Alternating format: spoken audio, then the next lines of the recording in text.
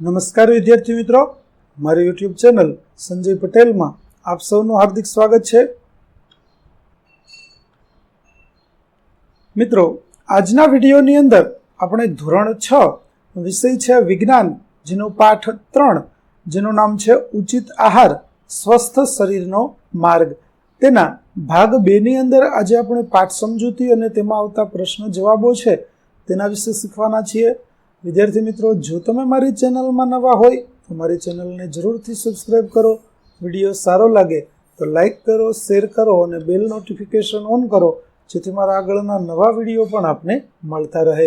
તેમજ વિદ્યાર્થી મિત્રો, આ પાઠની પીડીએફ જોવા માટે પ્લે સ્ટોરમાં જઈ અમારી એપ્લિકેશન વિશ્વગુરુ STDF-થી 12 ગુજરાતી ડાઉનલોડ કરી તમારા મોબાઈલમાં ઇન્સ્ટોલ કરો. જે તમે શરૂ કરશો તો આ પ્રકારે જોવા મળશે, જેમાં બધા ધોરણની અંદર ધોરણ બતાવશે. ધોરણ પસંદ કરશો એટલે વિષય બતાવશે. વિષય પસંદ કરશો એટલે પાઠનું નામ બતાવશે. જેમાં વિડીયો ઉપર ક્લિક કરશો તો તમને વિડીયો જોવા મળશે, PDF ઉપર ક્લિક કરશો તો તમને PDF જોવા મળશે. તેમજ જો તમે MCQ ઉપર ક્લિક કરશો તો તમે તે પાઠના પ્રશ્નોની ક્વિઝ રમી શકશો. તો આશા રાખું છું અમારી એપ્લિકેશન આપ સૌને ગમશે. જરૂર ડાઉનલોડ કરજો, જે એકદમ ફ્રી છે. કોઈ પણ પ્રકારના ચાર્જ વગર તમે વિડીયો અને PDF જોઈ શકશો, તેમજ MCQની ક્વિઝ પણ રમી શકશો. તો ચાલો મિત્રો, હવે આપણે શરૂ કરીએ પાઠ 3 ભાગ 2. ચાલો, ભાગ 1 ની અંદર વિદ્યાર્થી મિત્રો આપણે જુદા જુદા રાજ્યોની અંદર જે પ્રકારે ખેતીના પાકો થાય છે અને તેવી રીતે તેના ભોજનની અંદર તે બાબતોનો સમાવેશ, તે પાકોનો સમાવેશ મુખ્ય ખોરાક તરીકે કરવામાં આવે છે. અલગ અલગ રાજ્યની અંદર ખોરાકમાં કેવી વિવિધતા જોવા મળે છે તે વિવિધતા પણ આપણે જોઈ હતી. ચાલો હવે આગળની બાબતો છે તેની સમજ મેળવીએ. જેમ કે સમયની સાથે રસોઈની પદ્ધતિઓ કેવી રીતે બદલાઈ ગઈ છે.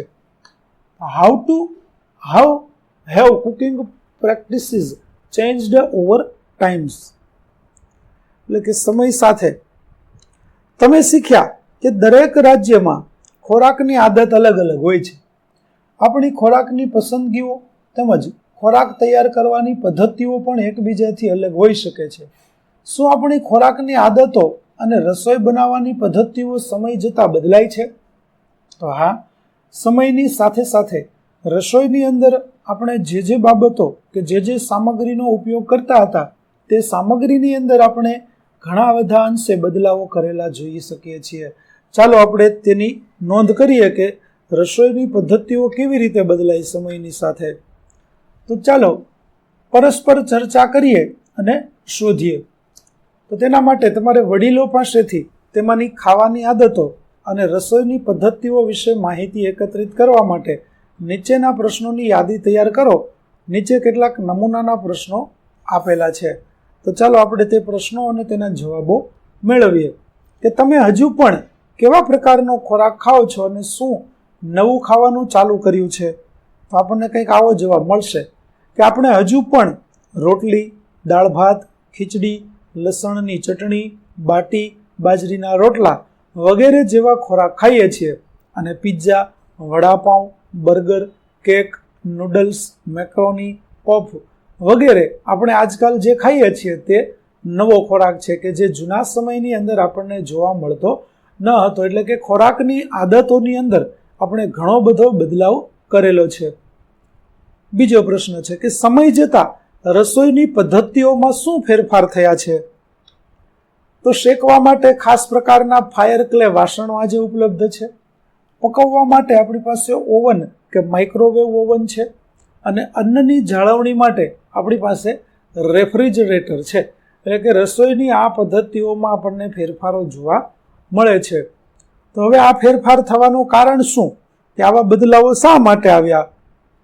તો ફેરફારનું મુખ્ય કારણ છે તકનીકી વિકાસ, સુધારેલ પરિવહન તથા વધુ સારા અને ઝડપી સંદેશા વ્યવહારને કારણે રસોઈ પદ્ધતિઓમાં ફેરફાર થયો છે. એટલે કે ટેકનોલોજી આવી ગઈ.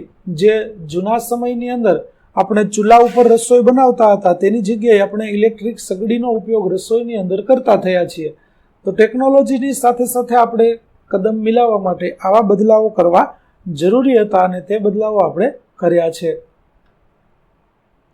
તો જુઓ, અહીં તૈયાર કરેલા પ્રશ્નોને આધારે કેટલાક વડીલોની રૂબરૂ મુલાકાત લો અને આમાં આપણને અલગ અલગ સમયની સાથે રસોઈના સાધનોમાં આવેલા ફેરફારો જોવા મળે છે. જુઓ, સૌપ્રથમ આપણે રસોઈ બનાવવા માટે પરંપરાગત ચૂલાનો ઉપયોગ કરતા હતા.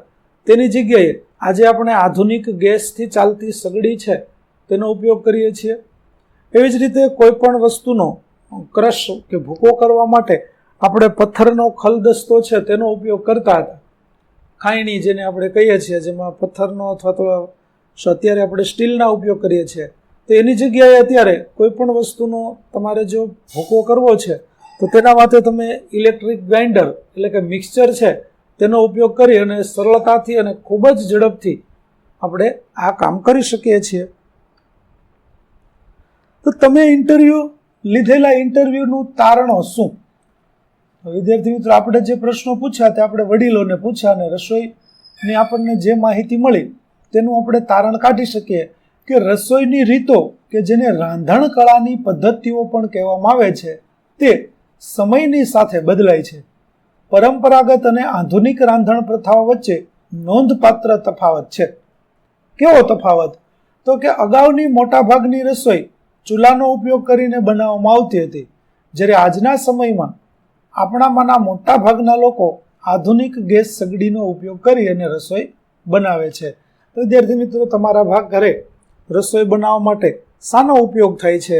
આધુનિક ગેસ સગડીનો ઉપયોગ તમે કરો છો કે તે ચૂલાનો ઉપયોગ કરી રહ્યા છો? જો તમે ચૂલાનો ઉપયોગ કરતા હોય તો તે પરંપરાગત આપણા જે રસોઈના સાધનો હતા તેની અંદર આપણે સમાવેશ કરી શકીએ.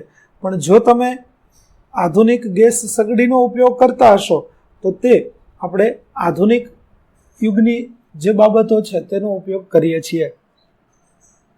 ત્યાર પછી જોઈએ તો અગાઉનું મોટા ભાગનું પીસવાનું એટલે કે ભૂકો કરવાનું કામ ખલદસ્તાનો ઉપયોગ કરીને કરવામાં આવતું હતું, જ્યારે આજના સમયમાં પીસવાની સરળતા માટે ઇલેક્ટ્રિક ગ્રાઇન્ડરનો ઉપયોગ આપણે કરીએ છીએ. તો જે આકૃતિની અંદર આપણે અગાઉ પણ જોયું કે આપણે કોઈ પણ વસ્તુનો ભૂકો કરવો હોય તો પહેલાં ખલદસ્તો, ખાયણી અને દસ્તો છે તેનો ઉપયોગ કરી અથવા તો પથ્થર ઉપર વાટીને આવી રીતે વસ્તુ છે તેનો ભૂકો કરવામાં આવતો, જ્યારે અત્યારે આપણે કોઈ પણ વસ્તુનો ભૂકો કરવો હોય, પીસવી હોય તો તેના માટે આપણે મિક્સચરનો ઉપયોગ કરીએ છીએ.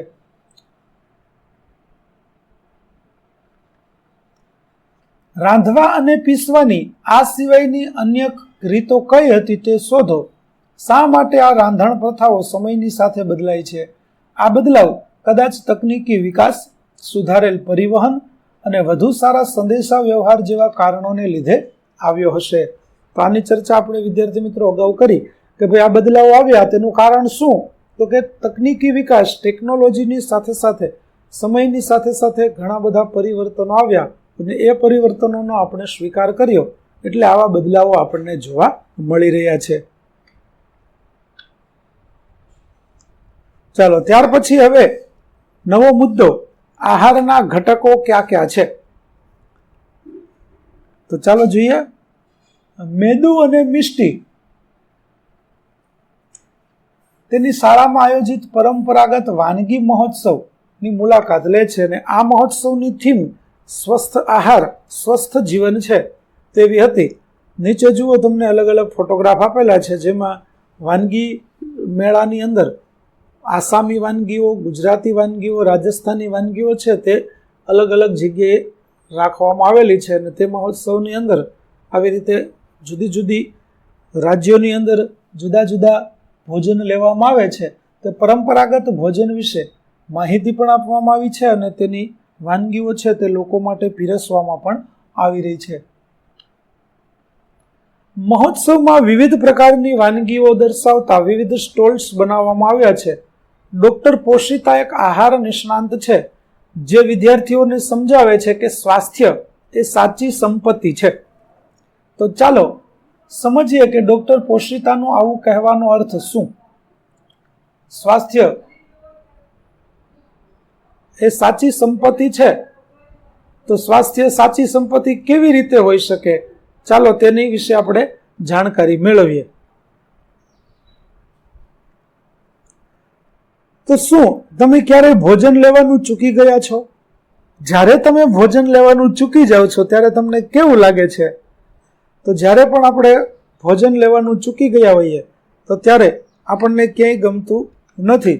ભૂખ લાગતી હોય તેવું લાગ્યા રાખે છે, બેચેની થાય છે, ક્યારેક માથું પણ દુખતું હોય છે. આવું બનતું હોય છે જો તમે ભોજન લેવાનું ચૂકી જાઓ તો. તો જ્યારે તમે અમુક સમય સુધી ભોજન લેતા નથી ત્યારે આપણે થાક અને અશક્તિનો અનુભવ કરીએ છીએ. તમારા મતે મેરેથોન રેસ દરમિયાન અને રેસ પછી દોડવીર ગ્લુકોઝનું પાણી કેમ પીતો હશે? તો ચાલો આપણે તેના વિશે જાણકારી મેળવીએ કે ગ્લુકોઝનું પાણી મેરેથોન રેસ પછી ખેલાડી શા માટે પીવે છે. તો ગ્લુકોઝ એ ત્વરિત ઉર્જા પૂરી પાડે છે. ગ્લુકોઝ એ કાર્બોહાઈડ્રેટ એટલે કે કાર્બોદિતનું ઉદાહરણ છે. કાર્બોહાઈડ્રેટ્સ આપણા શરીરમાં ઉર્જાના પ્રાથમિક સ્ત્રોતમાંના એક છે, જે આપણને ઘઉં, ચોખા અને મકાઈ જેવા અનાજ, બટાકા અને શક્કરિયા જેવા શાકભાજી, કેળા, અનનાસ અને કેરી જેવા ફળ કાર્બોહાઈડ્રેટ્સના કેટલાક ઉદાહરણ છે. તો ગ્લુકોઝ શા માટે પીવે છે મેરેથોનના દોડવીર? કે તેમને તેમાંથી કાર્બોહાઈડ્રેટ મળે છે જે આપણા શરીરને ઉર્જા એટલે કે શક્તિ પૂરી પાડે છે. અને એવા શક્તિ પૂરી પાડતા કાર્બોહાઈડ્રેટના કેટલાક સ્ત્રોત કે જેનો આપણે આપણા ખોરાકની અંદર સમાવેશ કરવો જોઈએ તો તે છે મકાઈ, કેરી, અનનાસ, કેળા, શેરડી, બટાકા, શક્કરિયા, ઘઉં, ચોખા, બાજરી વગેરે આપણે જો આપણા ખોરાકની અંદર સમાવેશ કરીશું તો તે આપણા માટે કાર્બોહાઈડ્રેટના ખૂબ સારા સ્ત્રોત બની રહેશે. તો શું તમે જાણો છો કે ખાંડ પણ એક પ્રકારની કાર્બોહાઈડ્રેટ છે?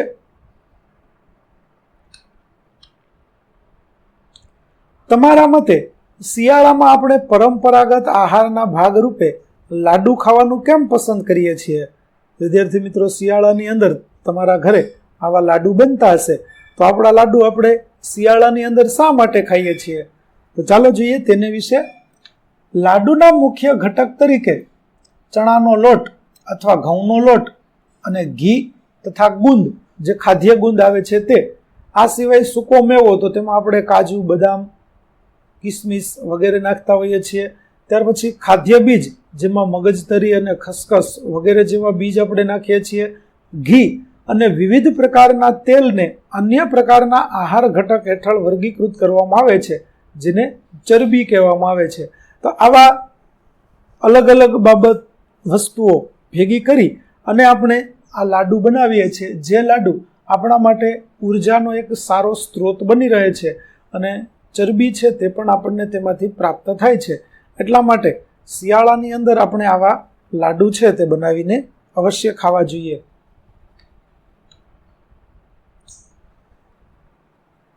તો હા, મારા દાદીએ મને કહ્યું હતું કે ઘી અને સૂકા મેવાથી ભરપૂર લાડુ આપણા શરીરને ગરમ રાખવા માટે ઉર્જા પૂરી પાડે છે અને એટલા માટે ખાસ કરીને તેને શિયાળાની અંદર ખાવામાં આવે છે, કારણ કે ઠંડા વાતાવરણની અંદર આપણા શરીરને ગરમ રાખવા માટે આવા લાડુ છે તે ખૂબ જ ઉપયોગી થાય છે. તો ચરબીનો સ્ત્રોત વનસ્પતિ અથવા પ્રાણીઓ હોઈ શકે છે.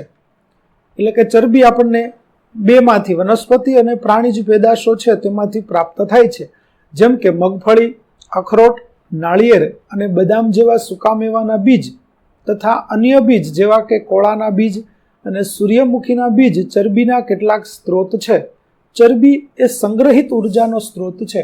તો જુઓ, અહીં આપણને અલગ અલગ બીજ આપેલા છે, તમે જોઈ શકો છો, જેમાં વનસ્પતિની બીજ અથવા તો પેદાશ અથવા તો આપણને પ્રાણીઓમાંથી મળતી જે પેદાશો છે તે આપણા માટે ચરબીના મુખ્ય સ્ત્રોત બની શકે. જેમ કે માખણ છે, પિસ્તા છે, સૂર્યમુખીના બીજ છે, અખરોટ છે, મગફળી છે, સોયાબીન છે, તલ છે, કાજુ, બદામ, દહીં, ત્યાર પછી દૂધ, sunflower oil, mustard oil, soybean oil, coconut oil, ઘી, આ બધા જ આપણા માટે સરસ મજાના ચરબીના સ્ત્રોત છે જે આપણા ખોરાકનો એક ભાગ બનવા જોઈએ. તો કાર્બોહાઈડ્રેટ અને ચરબી આપણને વિવિધ પ્રવૃત્તિઓ કરવા માટે ઉર્જા પૂરી પાડે છે, તેથી તેને ઉર્જાવર્ધક ખોરાક કહેવામાં આવે છે.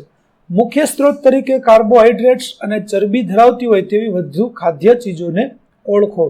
તો વિદ્યાર્થી મિત્રો, કાર્બોહાઈડ્રેટ અને ચરબી એ બંને આપણા શરીરને ઉર્જા એટલે કે શક્તિ પ્રદાન કરે છે, આપણી શક્તિ વધારવાનું કામ કરે છે, અને આટલા માટે આપણે તેનો આપણા ખોરાકની અંદર ઉપયોગ કરવો જોઈએ, કેમ કે રોજબરોજના કામો કરવા માટે આપણે ખોરાકની આવશ્યકતા રહે છે, અને તે આપણને ઉર્જા છે આવા ખોરાકો પૂરી પાડે છે, એટલા માટે આપણે આવા ખોરાકો છે તે લેવા જોઈએ.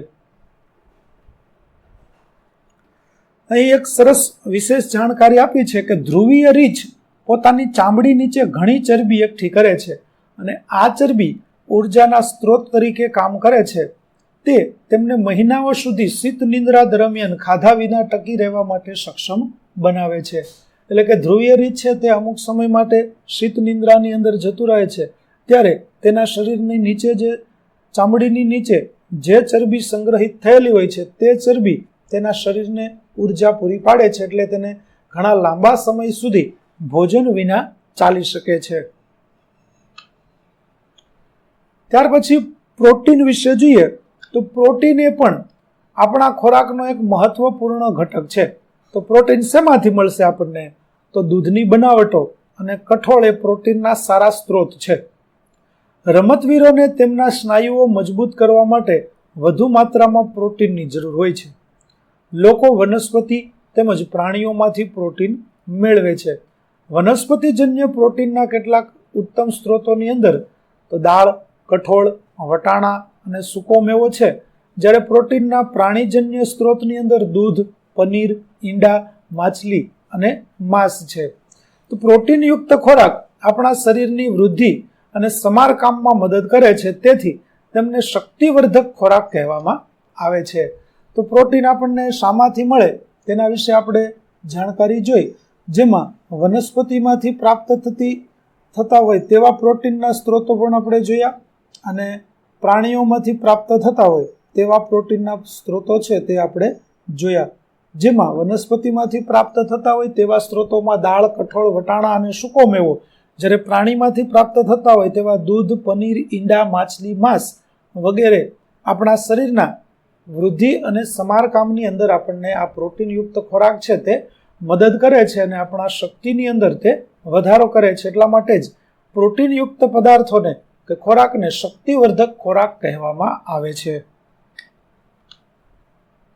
તો જુઓ, અહીં પ્રોટીનના કેટલાક સ્ત્રોતો છે તેનો આપણને સરસ ફોટો આપેલો છે, જેમાં વનસ્પતિજન્ય સ્ત્રોતોમાં આપણને આપેલા છે સોયાબીન, વટાણા, ચણા, મગ, તુવેર દાળ, રાજમા, જ્યારે પ્રાણીજન્ય સ્ત્રોતોની અંદર માંસ, માછલી, ઈંડા, પનીર અને દૂધ વગેરે પ્રાણીજન્ય પ્રોટીનના સ્ત્રોતો છે કે જે આપણને ખૂબ સારા પ્રમાણમાં પ્રોટીન આપે છે. વૃદ્ધિ પામતા બાળકોના યોગ્ય વૃદ્ધિ અને વિકાસ માટે તેમના આહારમાં પ્રોટીનની યોગ્ય માત્રાનો સમાવેશ કરવો આવશ્યક છે. આમાંથી કયો ખોરાક તમારા દૈનિક આહારનો ભાગ છે તે તમે જાણજો.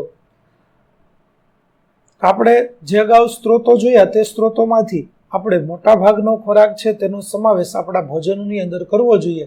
દૈનિક આહારની અંદર આપણે તેનો ઉપયોગ છે તે કરીએ તો કઠોળ છે, દૂધ છે વગેરેનો જો આપણે સારા એવા પ્રમાણમાં ખોરાકમાં ઉપયોગ કરીશું તો આપણું શરીર છે તે શક્તિવર્ધક અને પ્રોટીનની જરૂરિયાત છે તે આપણી પૂરી થશે. વિશેષ જાણકારી, તમે ક્યારે મશરૂમ જોયા છે? તેઓ મોટે ભાગે અંધારા અને ભેજવાળા સ્થળોએ ઉગે છે. ખાદ્ય મશરૂમ એ પ્રોટીનના સારા એવા સ્ત્રોત છે. તો જુઓ, બાજુમાં તમને મશરૂમ છે તે જોવા મળે છે, તેનો ફોટો આપેલો છે. તમને શું લાગે છે કે આપણને ફળો, શાકભાજી અને વનસ્પતિ આધારિત ખોરાક આપણા દૈનિક આહારમાં સામેલ કરવાની સલાહ શા માટે આપવામાં આવે છે? તો ચાલો આપણે નીચેના 2 કિસ્સા દ્વારા ખોરાકના અન્ય ઘટકોના મહત્વને પણ સમજીએ. એટલે કે માત્ર ચરબી અને પ્રોટીન 2 વાળા ખોરાક જ ખાવા જોઈએ તો ના, બીજી બાબતો પણ આપણા ખોરાકની અંદર અન્ય ઘટકો તરીકે હોવી જોઈએ. ચાલો તેના માટે આપણે 2 ઉદાહરણો આપણને આપેલા છે તેને સમજીએ. કિસ્સો 1. પહેલાના સમયમાં લાંબી મુસાફરી દરમિયાન ખલાસીઓને ઘણીવાર દાંતના પેઢામાંથી રક્તસ્રાવ અને પેઢામાં સોજો આવવાની સમસ્યાનો સામનો કરવો પડતો હતો. 1764માં એક સફર દરમિયાન સ્કોટિશ ફિઝિશિયન જેમ્સ લિન્ડેએ નિરીક્ષણ કર્યું કે લીંબુ અને નારંગીનું સેવન કરનારા ખલાસીઓ આ લક્ષણોમાંથી સાજા થયા હતા અને પેઢામાંથી રક્તસ્રાવ અને પેઢામાં સોજો એ સ્કર્વી રોગના લક્ષણો છે. તો આવી રીતે કિસ્સો એક વાંચી અને આપણે શું અર્થઘટન કરી શકીએ? તો કિસ્સા એક ઉપરથી આપણે અર્થઘટન કરીએ કે સ્કર્વીનો ઈલાજ શું? તો લીંબુ અને નારંગી જે સ્કર્વીને મટાડવામાં મદદ કરે છે, જેમાંથી આપણને વિટામિન સી એ પ્રાપ્ત થાય છે. તો વિટામિન સીની ઉણપને કારણે સ્કર્વી થાય છે. લીંબુ અને નારંગી જેવા ખાટા ફળોમાં વિટામિન સી હોય છે, જે આ રોગ મટાડવામાં મદદ કરે છે. ટૂંકમાં સ્કર્વીનો રોગ જો તમારે મટાડવો હોય તો તમારે તમારા ભોજનની અંદર વિટામિન સી છે તે આપતા ખોરાકનો સમાવેશ કરવો જોઈએ. ચાલો ત્યાર પછી કિસ્સો 2. 1960ના દાયકામાં ભારતીય વૈજ્ઞાનિકોને હિમાલયની આસપાસના વિસ્તાર અને ભારતના ઉત્તરીય મેદાનોની માનવ વસ્તીમાં ગળાનો આગળનો ભાગ ફૂલી જવાના લક્ષણો વ્યાપક રીતે જોવા મળ્યા. ભારત સરકારના ધારાધોરણ મુજબ મીઠામાં આયોડીન ઉમેરીને આયોડીનયુક્ત મીઠું તૈયાર કરવા માટે પૂરતા પ્રયત્નો કરવામાં આવ્યા. આયોડીનયુક્ત મીઠાના સેવનથી ઉપરોક્ત લક્ષણોમાં નોંધપાત્ર ઘટાડો જોવા મળ્યો. આવું થવાનું કારણ આ પ્રદેશની જમીનમાં આયોડીનની ઉણપ હતી, જેના પરિણામે સ્થાનીય પાણી અને ખોરાકમાં પણ આયોડીનની ઉણપ ઊભી થઈ અને ગળાના અગ્રભાગનું ફૂલી જવું એ ગોઈટર નામના રોગનું લક્ષણ છે. તો વિદ્યાર્થી મિત્રો, જો આપણા ખોરાકની અંદર આપણે આયોડીનનો સમાવેશ નહીં કરીએ તો આપણને ગોઈટર નામનો રોગ થઈ શકે અને ગોઈટર નામના રોગની અંદર માણસના ગળાનો ભાગ છે તે ફૂલી જાય છે. તો તે ગોઈટર તરીકે ઓળખાય છે. આવું ન થાય એટલા માટે આપણે આપણા ખોરાકની અંદર આયોડીનયુક્ત મીઠાનો સમાવેશ કરવો જોઈએ, જેથી આપણું ગોઈટર નામના રોગથી આપણે બચી શકીએ. તો કિસ્સા 2 પરથી આપણે શું તારણ કાઢી શકીએ? તો કિસ્સા 2 ઉપરથી આપણે તારણ કાઢી શકીએ કે ભાઈ આપણા ખોરાકની અંદર આપણે આયોડીનયુક્ત મીઠાનો સમાવેશ પણ કરવો જોઈએ, જેથી આપણને ગોઈટર જેવા રોગો ન થાય. તો આયોડીનયુક્ત મીઠા વિશે તમે સમાચાર પત્ર, જાહેરાતો અથવા મીઠાના પેકેટ પરનું લખાણ વાંચીને જાણ્યું હશે. તેનો શું અર્થ છે કે આયોડીનયુક્ત મીઠું એ મીઠામાં જરૂરી પ્રમાણમાં આયોડીનના ક્ષાર ઉમેરીને બનાવાતું મીઠું છે અને આ મીઠાનો આપણે આપણા ખોરાકની અંદર ઉપયોગ કરવો જોઈએ, જેથી કરીને આપણે ગોઈટર જેવા રોગોથી બચી શકીએ. ત્યાર પછી મીઠાની ખેતી એ અગરિયા નામના સમુદાયની પરંપરાગત પ્રથા છે. તેઓ કચ્છના નાના રણ અને ગુજરાતના અન્ય ભાગમાં મીઠાની ખેતી કરે છે. 8 મહિના સુધી તેઓ રણની કાળઝાળ ગરમીમાં રહે છે અને દરિયાના પાણીમાંથી મીઠું મેળવવા માટે ખૂબ જ મહેનત કરે છે. વિદ્યાર્થી મિત્રો, ગુજરાતની અંદર ઘણી બધી જગ્યાએ આ પ્રકારે દરિયા કિનારાના વિસ્તારોની અંદર મીઠું પકવવામાં આવે છે. મીઠાની ખેતી લોકો દ્વારા કરવામાં આવે છે. સંપૂર્ણ વિડીયો તમે યુટ્યુબની અંદર જોઈ શકશો કે મીઠું કેવી રીતે પકાવવામાં આવે છે. પણ ખાસ કરી અને કચ્છની અંદર મોટા પ્રમાણમાં મીઠાનું ઉત્પાદન થાય છે. ઉનાળાની કાળઝાળ ગરમીની અંદર 8 મહિના સુધી લોકો કામ કરી અને મીઠું છે તે પકવતા હોય છે. તો આપણા શરીરને વિવિધ રોગોથી બચાવતા આહારના અન્ય ઘટકો વિશે તમે વધુ જાણકારી કેવી રીતે મેળવશો? તો વિદ્યાર્થી મિત્રો, આ જાણકારી આપણે હવે આગળના વિડીયોની અંદર મેળવીશું. તો અહીં આપણો ભાગ 2 છે તે આપણે પૂરો કરીએ છીએ. આગળના ભાગનો વિડીયો મેળવવા માટે મારી ચેનલને જરૂરથી સબસ્ક્રાઇબ કરો, તેમજ પીડીએફ જોવા માટે પ્લે સ્ટોરમાંથી અમારી એપ્લિકેશન વિશ્વગુરુ STD 1-12 ગુજરાતી ડાઉનલોડ કરી તમારા મોબાઈલમાં ઇન્સ્ટોલ કરો, જેમાં આપને ધોરણ 6 તમામ વિષયના સ્વાધ્યાય સોલ્યુશન, સ્વાધ્યાયપોથી સોલ્યુશનના વિડીયો અને પીડીએફો મળી રહેશે. તો જરૂર ડાઉનલોડ કરજો. ફરી મળીશું આપણે નવા વિડીયો સાથે. ત્યાં સુધી આવજો.